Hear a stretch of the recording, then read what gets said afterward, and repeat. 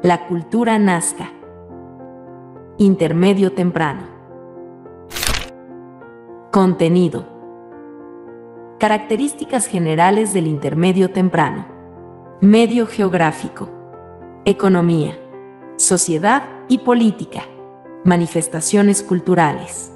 A. Arquitectura. Cahuachi. La estaquería. D. Cerámica. C. Astronomía, geoglifos de Nazca. Las cabezas trofeo. Características generales del intermedio temprano.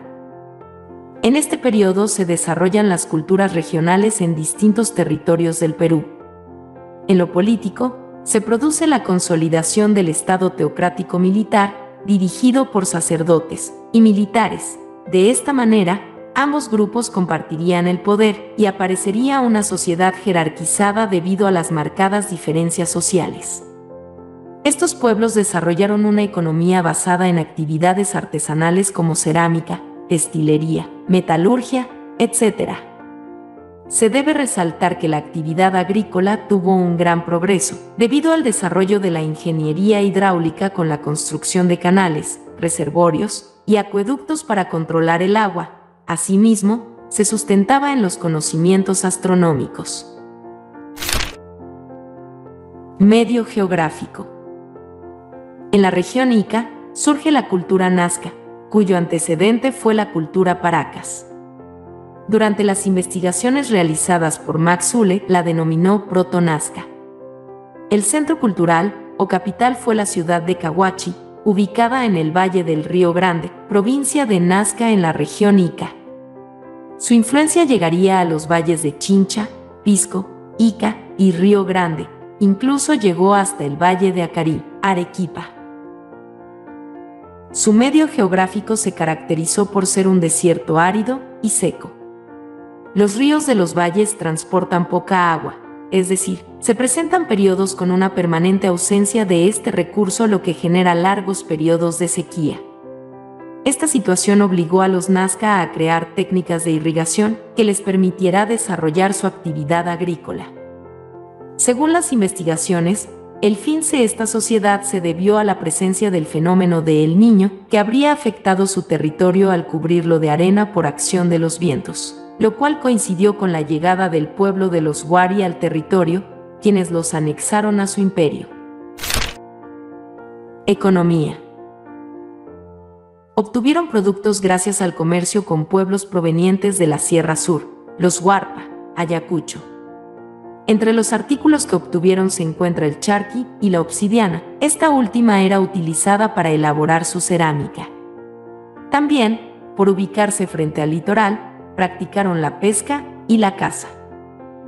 Su principal actividad económica fue la agricultura. Sus principales cultivos fueron algodón, payar y ají. Lograron superar las dificultades que presentaba su medio geográfico con el desarrollo de la ingeniería hidráulica. Así, construyeron reservorios, canales y acueductos subterráneos. Los puquios u ojos de agua fueron pozos excavados hasta cierta profundidad donde lograban obtener agua del subsuelo. Los construyeron a cierta distancia unos de otros para poder conectarlos mediante canales subterráneos. Los pozos servían para realizar la limpieza de los mismos.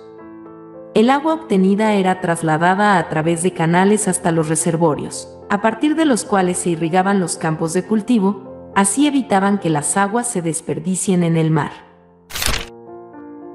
Las paredes de los pozos fueron reforzadas con piedras de canto rodado de los ríos, mientras que, para el techado de los canales subterráneos se utilizaron dinteles de troncos de guarangos o lajas de piedra. Los restos de canales subterráneos más importantes son los de Majoro, Pangarabí y Cantayoc. Sociedad y política. Los nazca no constituyeron un gobierno unificado.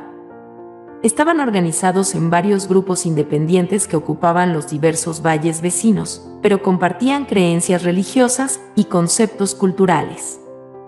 En cada valle existían estados teocráticos militares, en los cuales los sacerdotes militares ejercían un control sobre los agricultores, pescadores, y artesanos de cada territorio. Los arqueólogos han encontrado, en las tumbas y cerámicas, la presencia de personajes que portaban cabezas trofeo de seres humanos. Esta costumbre de momificar las cabezas trofeo fue muy difundida. Posiblemente serían las cabezas guerreros vencidos. Se pensaba que cuanto mayor era la cantidad de cabezas trofeo que poseía un guerrero, mayor era su prestigio, poder y autoridad. En la actualidad se han hallado cabezas momificadas de mujeres y niños, posiblemente utilizadas como ofrendas a los dioses. Las características que presentan estas cabezas trofeo son los labios cerrados y juntados mediante espinas de cactus, además de una soga que sale de un orificio en la parte superior del cráneo para poder ser transportadas. Manifestaciones culturales. A. Arquitectura. Construyeron pequeñas ciudades. Esto es considerado un desarrollo urbanístico.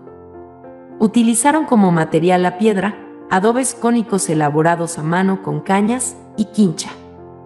Las construcciones más importantes que realizaron fueron: Cahuachi. Fue el centro cultural o capital. Construida con adobes cónicos.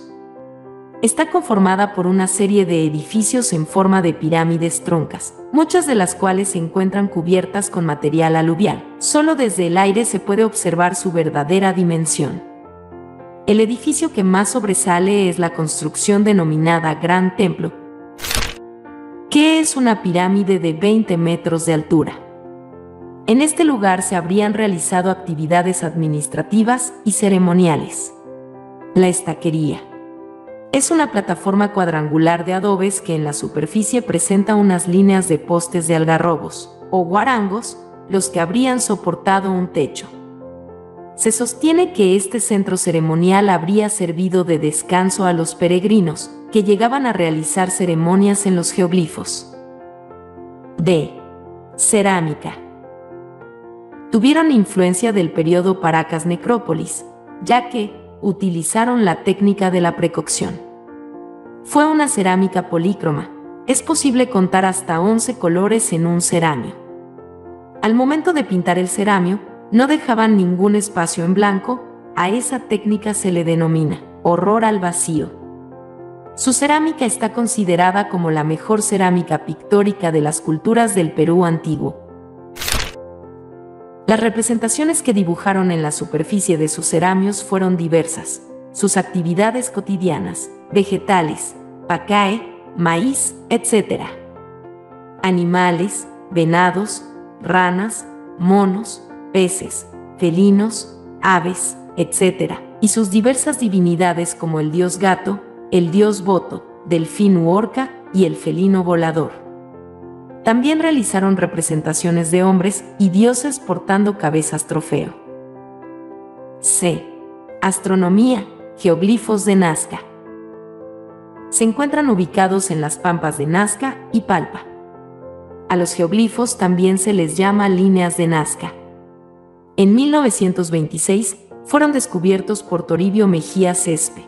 Sin embargo, los primeros estudios científicos los realizó Paul Kosok, quien contó con el apoyo de María Reiche, llamada luego la Dama de la Pampa, por ser considerada la mayor estudiosa de estos geoglifos.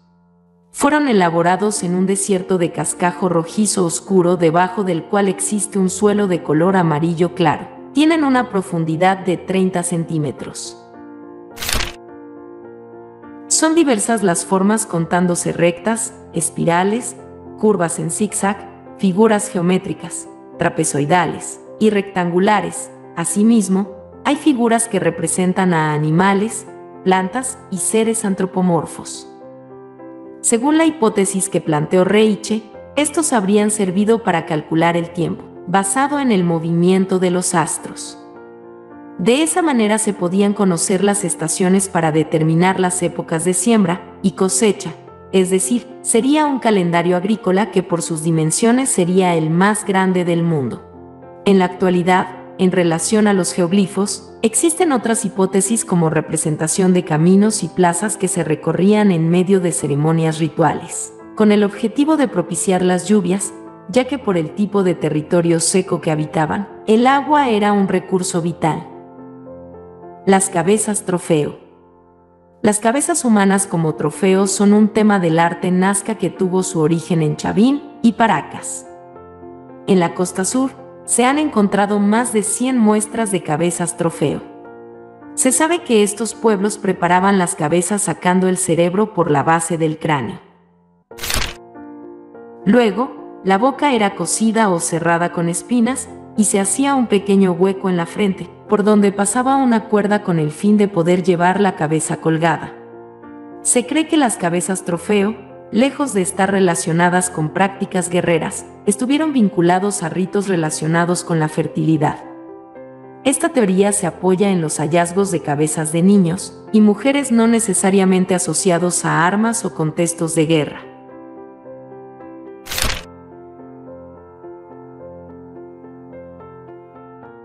Comparte, comenta, dale me gusta, suscríbete e interactúa para seguir aprendiendo sobre historia.